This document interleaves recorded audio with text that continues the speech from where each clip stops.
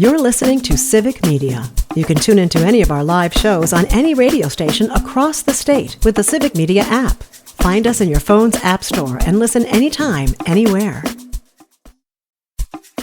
This is your WXCO Daily News Roundup for Bull Falls Radio, 98.9 FM and 1230 AM in Wausau.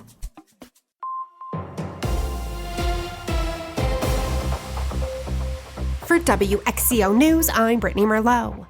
An 80-acre wildfire in Juneau County last night has been contained. The Wisconsin DNR says it originated in the town of Cutler and spread northeast towards Kingston and Mather, where at least 40 homes were evacuated. No injuries were reported, and a portion of Highway 173 was also closed from the blaze. Called the Warthog Fire, investigation is still underway. And the fire risk remains very high today for much of the state, with warm temperatures, very low relative humidity, and windy conditions acting as fuel. The DNR said it's been called to over 100 wildfires in just the past week. Thankfully, sprinkles of rain are expected today, and some scattered showers tomorrow, and then thunderstorms will bring more rain on Thursday, helping the conditions. And there's another Wisconsin connection to the new head of the Catholic Church. Lisa Hale explains. Pope Leo XIV is the first pope from the United States. Sister Diane Bergant, who now lives in Fond du Lac, was one of the Holy Father's instructors when he attended the Catholic Theological Union in Chicago. The student, then known as Robert Bob Prevost, took her Intro to the Old Testament class in his first year and other courses afterward. Bergant says it sounds strange to say, but she taught the Pope how to understand the Bible. And a report from the Wisconsin Realtors Association found Wisconsin home sales were down by over 10% in March compared to March of 2024. According to the report, some of the driving causes of the decreasing home sales include a low supply of homes and increasing prices. The average price of a home in the state rose over $300,000 this quarter, an over 7% increase over the first quarter of 2024. Organization officials also say high mortgage rates are making people less likely to put their homes on the market. The AG says he's going to stop the Trump administration from trying to use emergency powers to speed up energy projects without proper environmental oversight. Stuart J. Waddles has more.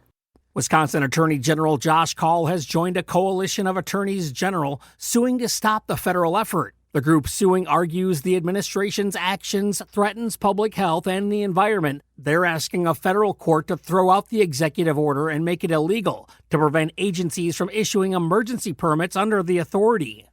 And gas prices continue to drop throughout the state. Lisa Hale has the details. Gas Buddy reports Wisconsin has seen an average price of $2.91 a gallon, down 2.8 cents from last week.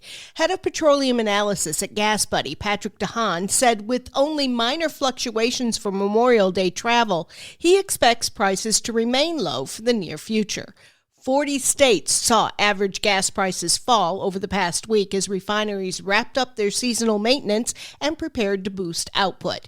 Nationally, a gallon of gas averages $3.08. And gas prices here in central Wisconsin range from $2.70 to $2.85. And the Wisconsin Department of Tourism has unveiled the newest state highway map. The Wisconsin DOT used Geographic Information System data to help improve the paper version of the map, which the department says is still in high demand. Department of Tourism Secretary Ann Sayers says the map is more than a tool for motorists. It's a resource for discovery. The map features Wisconsin state parks, trails, and recreation areas, as well as historic sites and veterans memorials. Printed maps can be picked up for free at a number of locations, including state rest areas and welcome centers. I'm Brittany Merlot for WXCO.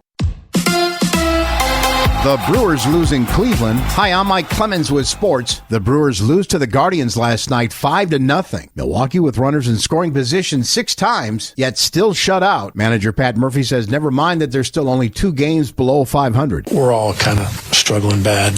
Some teams would be with our situation. Some teams might be satisfied being in the hunt, but we're not playing well. The Brewers say that pitcher Brandon Woodruff now headed back to IL after injuring his right ankle in his last rehab start. In basketball, NBA insider Shams Charania reporting on ESPN that this time the Bucks trading Giannis is on the table. They have one first-round pick that they can trade 6 years from now. They have top-heavy salaries, and again, Giannis Antetokounmpo, the two-time NBA MVP, he has not made any firm decisions about his future, but sources tell me for the first time in his 12-year NBA career as a Milwaukee Buck is open to exploring what it looks like potentially outside of Milwaukee. With sports, I'm Mike Clemens.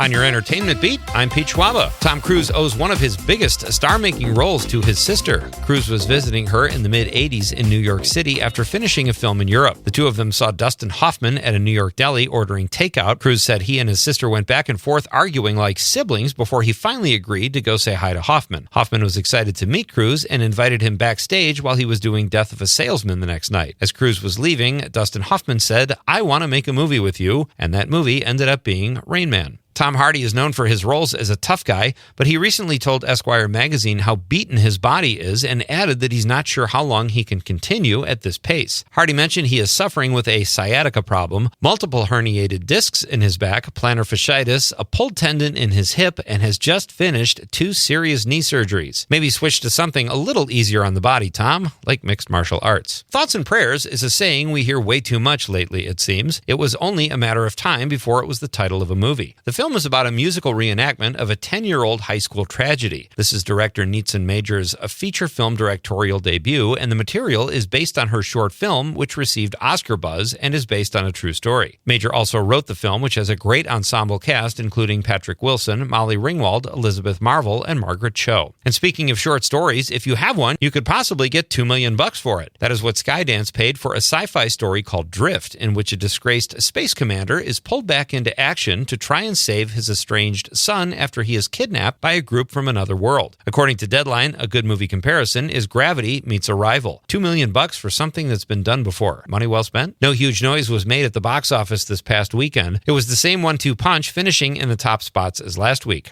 Thunderbolts was number 1, bringing in 33 million big ones on a weekend that saw no new major releases. The Marvel film has reviewed well and seems to have legs and could possibly stay in the top slot until Mission Impossible Dead Reckoning Part 2 opens on May 23rd. And coming in second place for the second week in a row after 2 weeks at number 1 was Sinners. The vampire period piece has incredible box office legs and took in $22 million this past weekend. It's 4th on the big screen, bringing its total to $215 million domestically. Coming in third place is the resilient The Minecraft Movie. Rounding out the top 5 were The Accountant 2 and the newly released Clown in a Cornfield, which came in with just over $3 million. Who's ready for some Mission Impossible? For more showbiz fun, tune in to Nightlight with me, Pete Schwaba, weeknights from 6 to 8 p.m. on the Civic Media Radio Network. Partly cloudy today with a sprinkle or isolated thundershower this afternoon. Our high in the mid to upper 70s this afternoon. Tonight we'll drop into the mid 50s. Tomorrow partly cloudy with an isolated shower or thundershower with a high in the upper 70s to low 80s. I'm meteorologist Sean Cable. Current temp 62. That's your WXCO Daily News Roundup from Civic Media. Subscribe to this podcast on Spotify, Apple, or wherever you find your podcasts. Find more news at bullfallsradio.com. The national news cycle never stops, but it can be hard to find news about your local community. Civic Media is dedicated to providing quality local and state news coverage across Wisconsin. With the Civic Media app, you can get notifications about local stories that matter to you and your community. Find the free Civic Media app in your phone's app store and choose notifications from the menu to tell us what kind of news you want to hear about.